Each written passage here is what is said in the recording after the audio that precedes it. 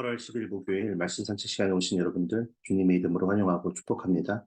오늘 하나님께서 우리에게 허락하신 귀한 말씀은 사도행전 20장 13절에서 24절 말씀입니다. 사도행전 20장 13절에서 24절의 말씀을 제가 천천히 대신하여 읽어드리겠습니다. 우리는 앞서 배를 타고 아소에서 바울을 태우려고 그리로 가니 이는 바울이 걸어서 가고자 하여 그렇게 정하여 준 것이라. 바울이 아소에서 우리를 만나니 우리가 배에 태우고 미둘레네로 가서 거기서 떠나 이튿날 기호 앞에 오고 그 이튿날 사모에 들르고 또 그 다음날 밀레도에 이르니라. 바울이 아시아에서 지체하지 않기 위하여 에베소를 지나 배 타고 가기로 작정하였으니 이는 될 수 있는 대로 오순절 안에 예루살렘에 이르려고 급히 가미러라. 바울이 밀레도에서 사람을 에베소로 보내어 교회 장로들을 청하니 몸에 그들에게 말하되 아시아에 들어온 첫날부터 지금까지 내가 항상 여러분 가운데 어떻게 행하였는지를 여러분도 아는 바니 곧 모든 겸손과 눈물이며 유대인의 관계로 말미암아 당한 시험을 참고 주를 섬긴 것과 유익한 것은 무엇이든지 공중 앞에서나 각 집에서나 거리낌 없이 여러분에게 전하여 가르치고 유대인과 헬라인에게 하나님께 대한 회개와 우리 주 예수 그리스도께 대한 믿음을 증언한 것이라. 보라, 이제 나는 성령에 매여 예루살렘으로 가는데 거기서 무슨 일을 당하는지 알지 못하노라. 오직 성령이 각 성에서 내게 증언하여 결박과 환난이 나를 기다린다 하시나 내가 달려갈 길과 주 예수께 받은 사명 곧 하나님의 은혜의 복음을 증언하는 일을 마치려 하면은 나의 생명조차도 조금도 귀한 것으로 여기지 아니하노라. 아멘. 사랑의 하나님의 말씀입니다. 오늘 함께 읽은 사도행전 20장 13절에서 24절은 크게 두 부분으로 나누어 생각해 볼 수 있습니다. 13절에서 16절까지는 사도 바울과 그 일행이 드로아를 떠나서 밀레도까지 도달하게 되는 여정에 대한 기록이 다루고 있고 17절 이하에서는 밀레도에서 에베소의 장로들을 청하여서 그들에게 고별 설교를 하였는데 그 내용이 기록되어 있는 것입니다. 고별 설교는 17절에서 20장의 마지막 절인 38절까지 이어지는데 그 중에 앞부분에 해당하는 말씀이 오늘 함께 읽은 17절에서 24절까지의 말씀입니다. 그럼 먼저 드로아에서 밀레도까지의 일정이 기록되어 있는 13절에서 16절까지의 내용을 살펴보겠습니다. 여러분이 내용을 천천히 읽어보시면 조금 의아한 부분을 발견할 수 있으실 겁니다. 그것은 13절에 보면 바울이 다른 일행들은 전부 배에 태워서 아소까지 가도록 하고는 자신은 걸어서 도보로 아소에 가겠다고 합니다. 근데 조금 이상하다는 것은 그렇게 여유가 있던 바울이 16절에 보니까 에베소와 얼마 떨어지지 않은 밀레도에 이르러서는 3년이나 함께했던 에베소에는 들리지 않고 장로들을 에베소로부터 밀레도로 초청해서 마지막 고별 설교를 하고는 급하게 예루살렘으로 떠나는 상반된 모습을 보여주더라는 것입니다. 바울이 어떤 이유에서 이런 결정을 내렸던 것일까요? 그리고 이 모습을 통해 우리가 깨닫고 소유해야 할 신앙의 자세가 무엇일까요? 오늘 함께 말씀을 통해 살펴보도록 하겠습니다. 어제 말씀을 함께 나누신 분들은 바울이 아소로 걸어서 가기 전날인 그 전날에 드로아에서 무엇을 했는지 기억하실 겁니다. 20장 7절에 보니까 그는 밤늦게까지 강론을 하였다고 기록되어 있습니다. 왜 그랬습니까? 이곳을 이제 떠나게 되면 다시는 돌아오지 못할 것이라고 생각했기 때문이었습니다. 얼마나 늦게까지 강론을 했으면 유두고라는 청년이 창에 걸터 앉아서 강론을 듣다가 졸음을 이기지 못하고 3층에서 떨어지는 일이 있었습니다. 바울은 죽은 유두고를 살리고는 날이 새도록 사람들과 떡을 떼어 먹고 함께 이야기를 나누었다고 기록이 되어 있습니다. 그런 피로한 몸의 상태였던 사도 바울이 지금 굳이 배에 오르지 않고 일행도 없이 혼자서 약 40km의 그 거리를 걸어서 가겠다고 합니다. 왜 그런 걸까요? 그 이유를 성경은 자세하게 설명해 주고 있지 않습니다. 그러나 전체적인 흐름상 사도 바울은 자신의 그 사역의 여정을 정리해 볼 그런 시간이 필요했을 겁니다. 3차까지의 전도 여행을 마무리하는 이때에 사도 바울은 에베소서 19장 21절에 보면 에베소에서 19장 21절에 보면 이제 예루살렘에 갔다가 로마에 가기로 결심을 하게 됩니다. 그리고 그렇게 예루살렘으로 가기 전에 지금 바울은 앞서 복음을 전했던 전도 여행지를 두루 돌아다니며 교회를 든든히 세우는 일에 전념을 하고 있었던 것입니다. 그런데 기근으로 인해서 어려움을 당하고 있는 성도들을 돕기 위해 예루살렘으로 가기는 가야겠는데 언제 어떻게 로마로 가면 좋을지도 생각해 볼 시간이 필요했다는 것입니다. 사실 엄밀히 말하면 이미 하나님의 임재하심과 인도하심을 경험하고 있었던 바울이었기 때문에 하나님으로부터 그 뜻을 구하고 하나님의 도우심과 역사하심을 구하기 위해 하나님과 개인적인 그런 시간을 갖기를 원했을 것입니다. 그래서 바울은 일행과 떨어집니다. 그리고 혼자서 걸어서 가기로 결정을 합니다. 우리가 정신없이 사역을 감당하다 보면 열정과 열심은 있지만 그 사역의 진정한 의미가 되어야 하는 하나님의 은혜와 사랑이 없고 그래서 기쁨도 없는 사역을 하는 경우를 보게 됩니다. 그렇게 하나님의 뜻하심과 하나님께서 주신 그 목표를 잃어버린 채 앞만 보고 달리다 보면 많은 사람들이 결국 번아웃이 되어서 모든 사역을 내려놓고 침체의 시간을 갖게 되는 그런 안타까운 그런 모습들을 종종 우리 주변에서 보게 되더라는 것입니다. 그런데 더 슬픈 일도 있습니다. 그런 상태에서 만약 조금이라도 어려움이 찾아오거나 이렇게 억울한 일을 당하게 되면 그때는 그냥 잠시 침체 시간을 갖고 재충전해서 돌아오는 것이 아니라 하나님을 원망하고 교회를 떠나는 극단적인 선택을 하는 분들도 우리가 보게 됩니다. 여러분, 신앙생활은 100m 단거리 달리기 시합이 아닙니다. 100m만 달리면 끝나는 시합이라면 재충전의 시간이 필요 없겠죠. 재충전의 시간이 필요한 이유는 바로 신앙생활이 마라톤과 같기 때문입니다. 그래서 그 긴 레이스를 완주하기 위해서는 달리는 페이스를 잘 조절하면서 뛰어야 합니다. 그런데 생각보다 많은 사람들은 페이스를 조절하기 위해서 또 재충전하는 시간을 갖기 위해서는 모든 사역을 다 멈추고 내려놓는 그런 잘못된 방법을 선택하는 것을 우리가 보게 됩니다. 이건 마치 마라톤 선수가 페이스를 조절하기 위해서 그 자리에 그냥 멈춰 서 있는 것과 같습니다. 잠시 그 레이스를 이탈해서 옆에 있는 도로를 달리는 것과 같다는 것입니다. 마라톤 선수는 아무리 힘들어도 그 레이스 위에 있어야 마라톤 선수인 것입니다.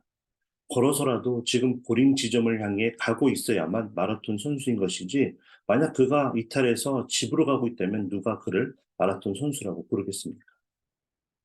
하나님께서 우리를 부르시고 어떤 사명을 맡겨주셨다면 조금 더디더라도 힘들어서 더디더라도 그 사명을 품고 계속해서 감당하고 있을 때 우리는 하나님의 자녀라고 불려질 것입니다. 그럼 어떻게 재충전을 해야만 우리가 다시 달려갈 수 있겠습니까? 하나님께서 우리에게 맡겨주신 사명을 충성되게 끝까지 열심을 다해 감당하기 위해서는 멈추는 것으로 재충전을 하는 것이 아니라 하나님께 예배를 드리는 기쁨으로 또 말씀과 기도를 통해 하나님의 뜻을 바르게 알고 다시 달려가야만 하는 이유를 발견하게 되는 그 기쁨으로 우리 개인의 영혼을 가득 채우는 것이 참된 쉼이 되고 재충전이 된다는 것을 깨닫게 되는 이 아침이 되길 소원합니다. 그래서 우리가 페이스를 잘 조절하면서 달린다라는 의미는 맡겨주신 사역과 예수 그리스도의 복음을 전하는 일에 최선을 다해서 감당하는 것과 동시에 하나님께 나아가서 긴밀한 시간을 갖는 개인적인 시간을 병행하며 함께 잘 갖는 것을 의미한다는 것입니다.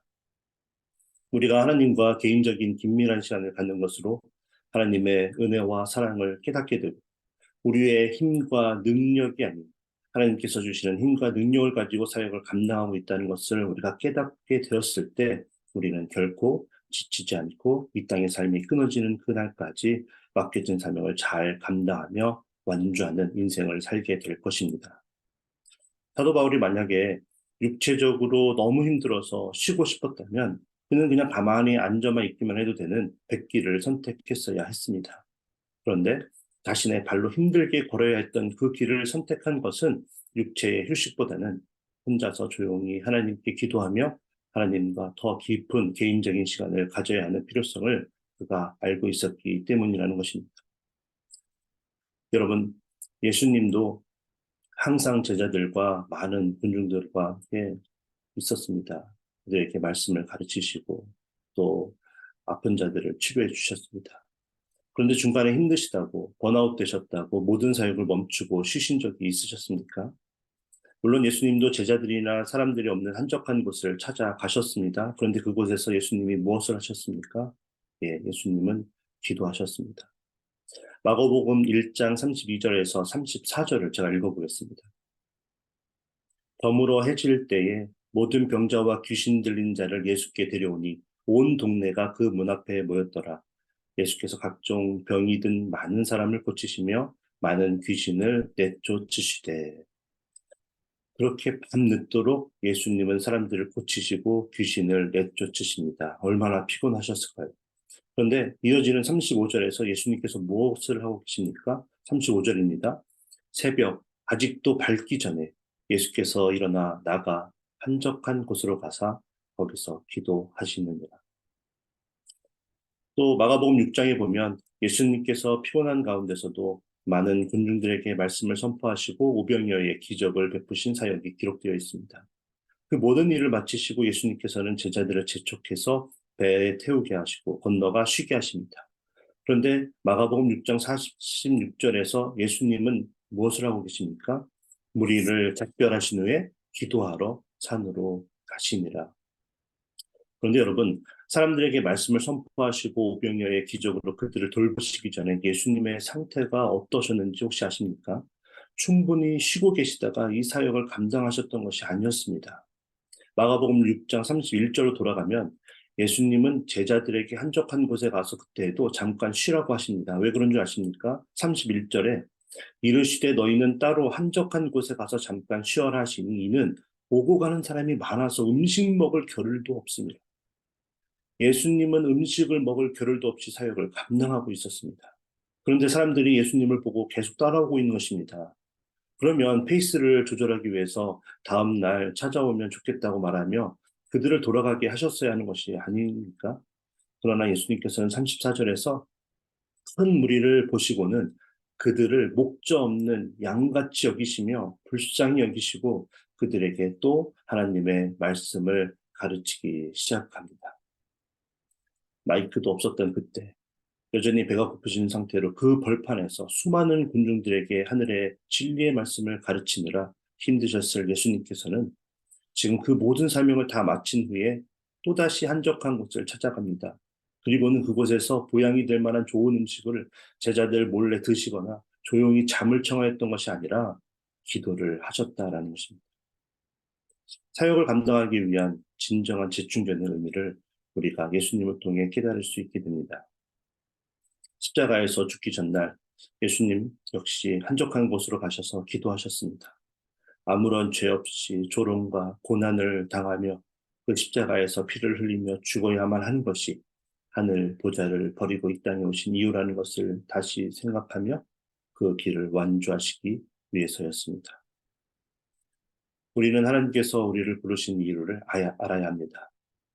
그것이 우리가 이 땅에서 살아가야 하는 이유이기 때문입니다. 우리가 연약하기 때문에 때로는 힘이 들고 지칠 때가 있겠죠. 그래서 모든 것을 내려놓고 쉬고 싶을 때가 있을 겁니다. 그러나 우리는 쉬지 말고 우리가 이 땅에서 살아야만 하는 그 이유를 계속해서 감당해야 합니다. 하지만 우리의 힘과 능력으로는 그것을 감당할 수 없다는 것입니다. 그래서 우리는 하나님께 나아가야 하는 것이죠. 그러면 하나님께서 우리가 그 사명을 계속해서 감당할 수 있는 지혜와 힘과 능력을 주실 것입니다. 오늘 말씀을 통해 백길이 아니라 하나님을 만나는 자리를 선택하고 걷기로 결심했던 사도 바울을 우리가 기억하기를 원합니다. 그래서 사도 바울을 생각하면서 우리도 하나님께서 맡겨주신 사명과 하나님과의 그 개인적인 교제의 균형을 잘 맞추면서 페이스를 잘 조절해서 우리의 인생을 하나님의 자녀로서 끝까지 성공적으로 완주하는 저와 여러분 모두가 되어지길 예수님의 이름으로 축복합니다. 그렇게 하나님의 뜻하심을 알게 된 바울이 이제는 속도를 내기 시작한다는 것입니다.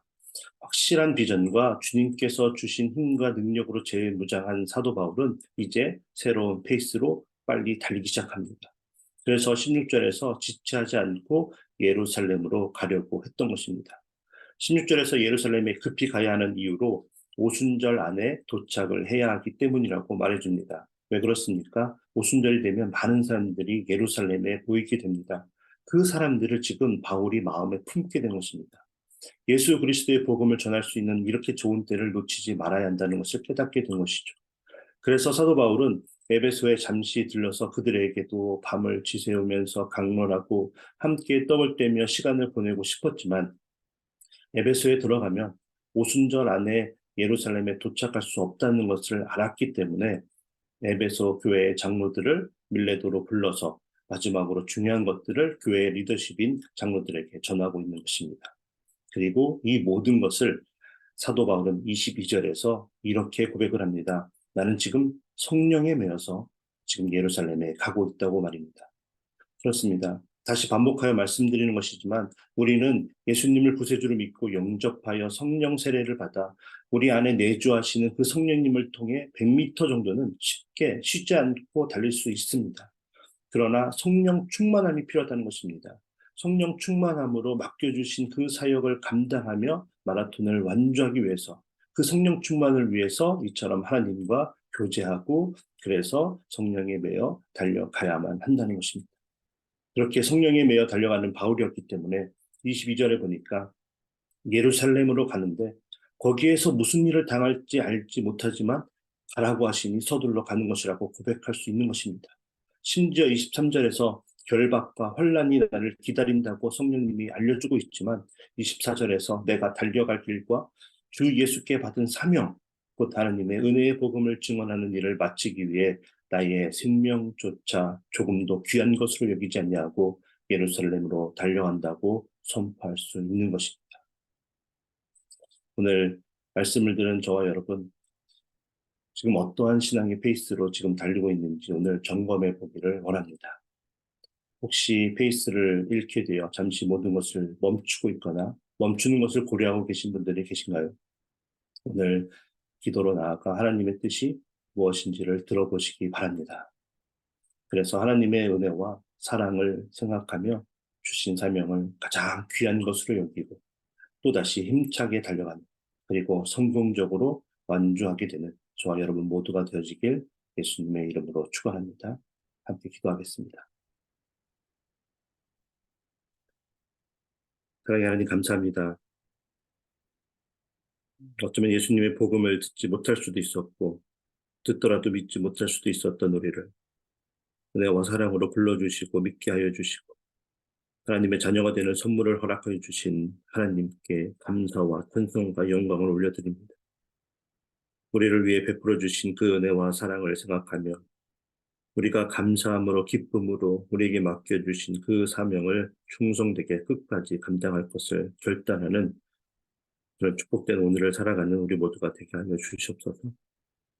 이를 위해 우리 모두가 하나님과 깊은 교제의 시간을 갖는 자리로 나가게 하시고 그래서 사역들과 또 개인의 신앙의 균형을 잘 맞추는 지혜로운 믿음의 자녀가 되게 하여 주시옵소서. 오늘도 주님께 우리의 모든 삶을 맡겨드립니다. 또 함께 동행하여 주실 예수 그리스도 이름으로 감사하며 기도하옵나이다. 아멘. 난 오늘 말씀을 생각하며 우리의 신앙의 페이스를 점검하고 하나님과 친밀한 개인적 교제를 위해 어떤 노력을 하고 있는지 살펴보며 그 자리로 나아가게 해달라고 그래서 맡겨주신 사명을 부르시는 그날까지 충성을 다하며 감당할 수 있게 해달라고 함께 기도하기를 원합니다. 이번에 입교하신 7기 새가족분들을 위해서 계속해서 여러분 기도해 주시면 감사하겠습니다. 이번 주 토요일 에스더 여성교회 주체인 바다회를 위해서 여러분 기도해 주시고 또 각 목장에서 후원하고 있는 선교사님들과 8월 태국에 계신 박대구 정수진 선교사님의 사역을 위해서 기도해 주시면 감사하겠습니다.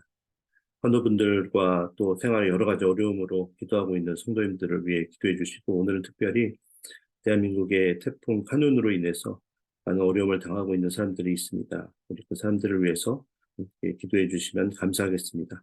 함께 기도하며 세상으로 나아가도록 하겠습니다.